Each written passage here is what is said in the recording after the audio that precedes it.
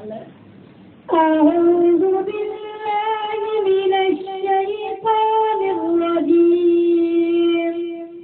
بسم الله الرحمن الرحيم. يا أيها الذين آمنوا استعينوا بالصبر والصلاة إن الله مع الصابرين. ولا تقولوا لمن يقتل في سبيل الله أموات بل أحياء ولكن لا تشعرون. ولنبلونكم بشيء من الخوف والجوع ونقص من الأموال والأنفس والثمرات وبشر الصابرين الذين إذا أصابتهم مصيبة قالوا إنا لله وإنا إليه راجعون. أولئك عليهم صلوات من ربهم ورحمة وأولئك هم المهتدون. صدق الله العظيم.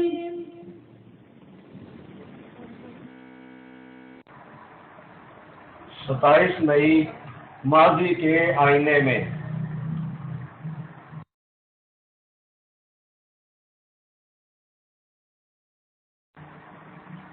27 مئی 1990 یوم شہادت.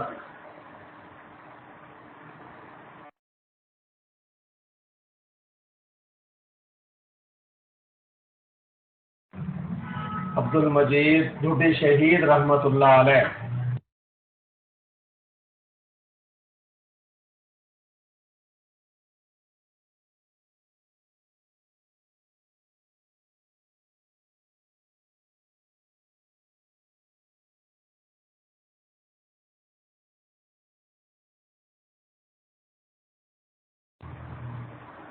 والد کا نام صوفی محمد دین رحمت اللہ علیہ.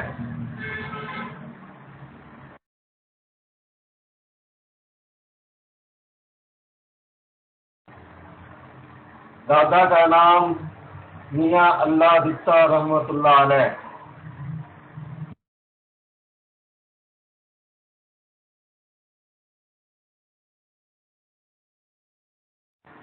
اور دادا کا نام میاں احمد رحمت اللہ علیہ.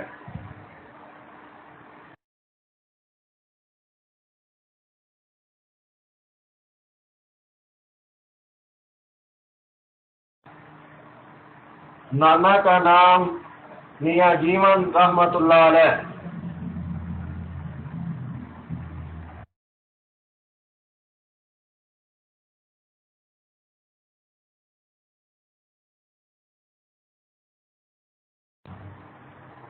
والدہ کا نام حاجرہ بی بی رحمت اللہ علیہ.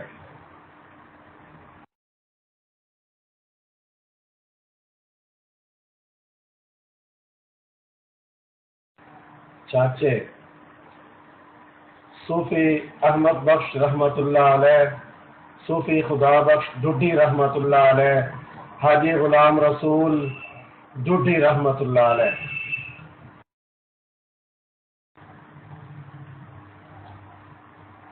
ماموں میاں غلام یاسین رحمت اللہ علیہ، میاں غلام نبی رحمت اللہ علیہ، میاں محمد اسحاق رحمت اللہ علیہ.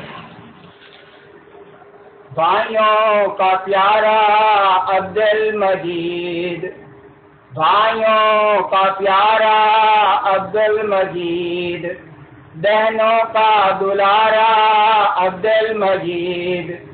کہتے ہیں سب دوست اس کے لیے، کہتے ہیں سب دوست اس کے لیے آنکھوں کا تارا عبد المجید، گزاری ہے زندگی اس نے وفا سے، گزاری ہے زندگی اس نے وفا سے، گھر والوں کا تھا سہارا عبد المجید، جمعیت اداس ہے جس کے لیے، جمعیت اداس ہے جس کے لیے، سوئے جنت سدھارا عبد المجید، جنات النعیم ہے اس کا ٹھکانہ، جنات النعیم ہے اس کا ٹھکانہ، تھا رب کا پیارا عبد المجید، ساجد اداس ہے اس کے لیے، ساجد اداس ہے اس کے لیے، تھا کزن جو ہمارا عبد المجید، بہنوں کا پیارا عبد المجید، بھائیوں کا دلارا عبد المجید۔ بسم اللہ الرحمن الرحیم۔ وقت کی رفتار جاری رہے گی، انسان پیدا ہوتے رہیں گے، کائنات اپنے لگے بندے نظام کے تحت چلتی رہے گی، سورج اسی طرح طلوع ہوتا رہے گا اور غروب ہوتا رہے گا، رات کے بے خواب آنچل پر ستارے اپنی محفل یوں ہی سجاتے رہیں گے، چاند اپنی تابانیوں سے رات کو منور کرتا رہے گا، مگر دودھی خاندان کا جو چشم و چراغ 27 مئی 1990 کو دنیا چھوڑ گیا ہے وہ کبھی واپس نہیں آئے گا۔ میری مراد عبد المجید دودھی شہید رحمۃ اللہ علیہ سے ہے۔ جانے والا اپنے پیچھے آنسوؤں کا سمندر چھوڑ گیا ہے، اس کے چاہنے والے اس کی یاد کو آج بھی سینے سے لگائے ہوئے ہیں۔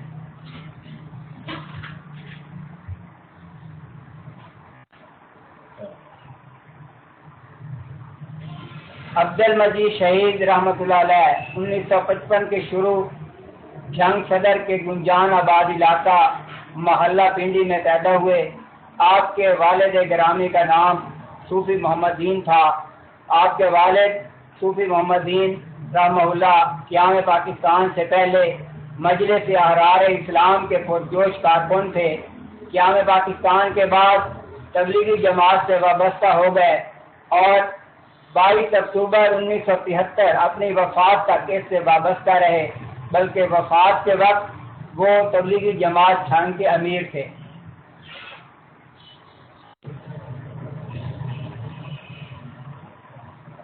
عبد المجید شہید رحمہ اللہ نے گھر پر ہی ابتدائی تعلیم حاصل کی۔ ناظرہ قرآن مجید جامع مسجد حافظ سلطان والی میں حافظ عبد الرشید صاحب سے مکمل کیا۔ عبد المجید بڑے ہوئے تو مختلف جگہوں پر کام کیا، بالآخر اپنے بڑے بھائی حاجی خالد محمود کے ساتھ کپڑے والی دکان پر کام کرنے لگے اور آخر دم تک یہیں رہے۔ زندگی کا بڑا حصہ محلہ پنڈی میں گزارا، پھر برجی چوک پر کرایہ کے مکان میں بھائیوں کے ساتھ کچھ عرصہ رہے، پھر محلہ مختار آباد بالمقابل چودھری کالونی گوجر روڈ جنگ صدر پر۔ شہید عبد المجید بچپن ہی سے گھریلو ماحول کی وجہ سے ذہنی طور پر دینی رجحانات کے حامل تھے۔ والد گرامی تبلیغی جماعت میں تھے، اس لیے شہید کا بھی تبلیغی کام سے کافی گہرا تعلق تھا۔ حال میں 40 دن باقاعدگی سے تبلیغ میں لگاتے تھے۔ ان کے بڑے بھائی حاجی عزیز الرحمان جمعیت علماء اسلام جنگ کے اہم رہنما تھے، اس لیے فکری لحاظ سے سیاسی طور پر شہید عبد المجید جمعیت علماء اسلام سے وابستہ ہو گئے۔ جمعیت کے اجلاسوں میں باقاعدہ شرکت اور جلسوں میں شرکت ان کا معمول تھا۔ شہید عبد المجید کی شادی اپنے چچا حاجی غلام رسول کی بیٹی کے ساتھ ہوئی۔ ان کی اولاد میں 2 بیٹیاں شامل ہیں، دونوں بیٹیاں بحمدللہ شادی شدہ ہیں۔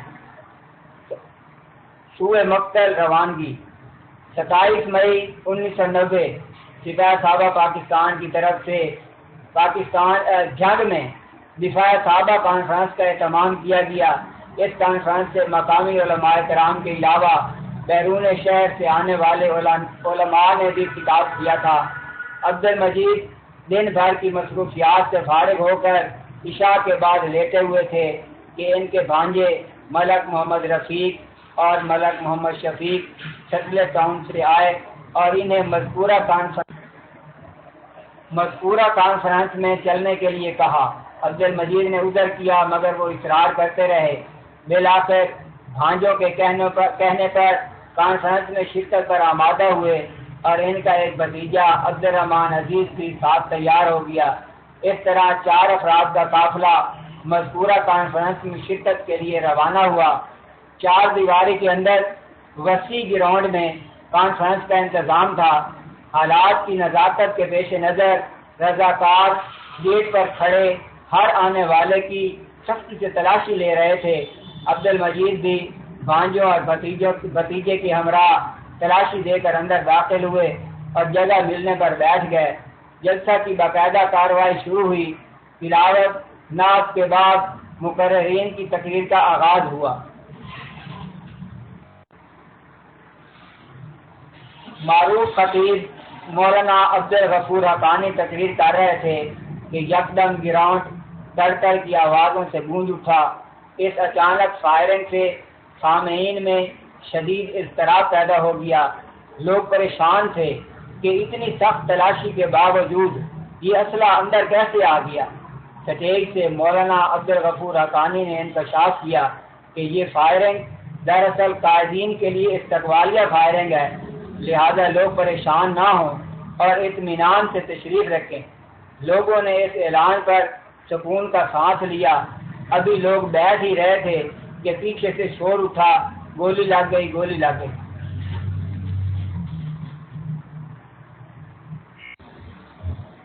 بندہ چونکہ آگے بیٹھا تھا اس لیے یہ دیکھنے کے لیے اٹھا کہ کون ہے جسے گولی لگی ہے۔ مجمع کے پاس جا کر دیکھا تو شہید عبد المجید کے بھانجے، بھتیجے اور دیگر احباب ایک شخص کو اٹھائے ہوئے گیٹ کی طرف بڑھ رہے تھے۔ میں تیزی سے آگے بڑھا اور پوچھا کیا معاملہ ہے۔ ایک بھانجے نے روتے ہوئے بتایا کہ ماموں کو گولی لگ گئی ہے۔ عبد المجید صاحب بے ہوشی کے عالم میں تھے۔ اسی اثناء میں ان کے بہت ہی قریبی دوست ملک حافظ عبد اللطیف بھی وہیں پہنچ گئے۔ عبد المجید کے کندھے پر کافی خون لگا ہوا تھا۔ دوست احباب یہ سمجھے کہ شاید کندھے پر گولی لگی ہے۔ گیٹ سے باہر نکل کر عبد المجید کو باہر کھڑی پولیس وین میں ڈالا گیا اور وین تیزی سے ہسپتال کی طرف دوڑنے لگی۔ دوست احباب غمگین حالت میں قریب ہی بیٹھ گئے۔ شہید کا سر حافظ عبد اللطیف کی گود میں تھا۔ حکیم حافظ عبد اللطیف کا کہنا تھا کہ کندھے پر گولی لگنے سے اتنی غنودگی نہیں ہو جاتی۔ وہ شہید کے سر پر ہاتھ پھیرنے لگے تو انہیں خون کا احساس ہوا۔ اوہ! نہایت افسردہ لہجے میں ان کے منہ سے نکلا۔ کیا ہوا؟ دوستوں نے پوچھا۔ حافظ صاحب نے عبد المجید کو کندھے پر نہیں، حافظ صاحب نے کہا کہ عبد المجید کو کندھے پر نہیں، سر میں گولی لگی ہے۔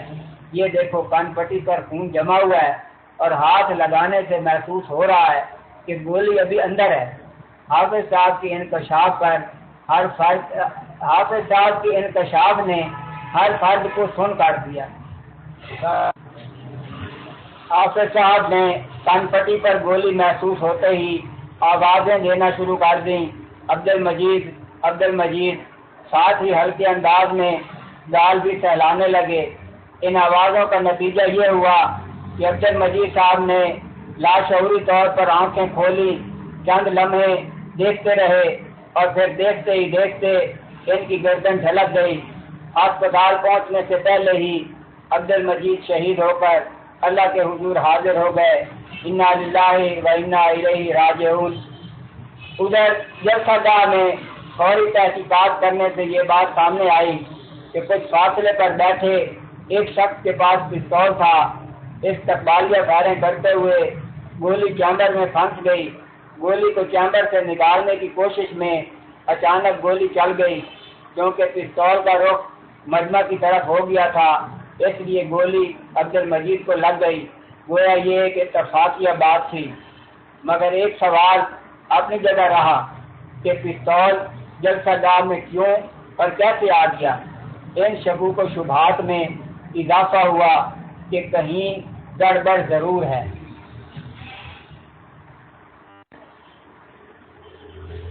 حاجی عزیز الرحمان چونکہ شہید کے بڑے بھائی تھے، اس لیے وارث ہونے کی وجہ سے انہوں نے اتفاقیہ گولی لگنے کے عذر کو قبول کرتے ہوئے FIR نہیں کٹوائی۔ البتہ ڈیوٹی پر موجود پولیس اہلکاروں نے اپنی کارروائی پوری کرنے کے لیے اپنی طرف سے ایک FIR کاٹ لی، جس میں جلسہ انتظامیہ کو اس شہادت کا ذمہ دار قرار دیا، مگر چونکہ ورثاء کی طرف سے کوئی قدم نہ اٹھایا گیا، اس لیے وہ FIR فائلوں میں دب کر قصہ پارینہ بن گئی۔ چراغی زندگی ہوگا فروزہ ہم نہیں ہوں گے، چمن میں آئے گی فصلیں بہارا ہم نہیں ہوں گے، چراغی زندگی ہوگا فروزہ ہم نہیں ہوں گے، جوانوں اب تمہارے ہاتھ میں تدبیر عالم ہے، جوانوں اب تمہارے ہاتھ میں تدبیر عالم ہے، تم ہی ہوگے فروغِ بز میں امکان ہم نہیں ہوں گے، تم ہی ہوگے فروغِ بز میں امکان ہم نہیں ہوں گے، چمن میں آئے گی فصلیں بہارا ہم نہیں ہوں گے، چراغِ زندگی ہوگا فروزہ ہم نہیں ہوں گے، جئیں گے وہ جو دیکھیں گے بہارِ زلف جانا کی، جئیں گے وہ جو دیکھیں گے بہارِ زلف جانا کی، سوارے جائیں گے گیسوئے دوراں ہم نہیں ہوں گے، سوارے جائیں گے گیسوئے دوراں ہم نہیں ہوں گے، چمن میں آئے گی فصلیں بہارا ہم نہیں ہوں گے، چراغِ زندگی ہوگا فروزہ ہم نہیں ہوں گے،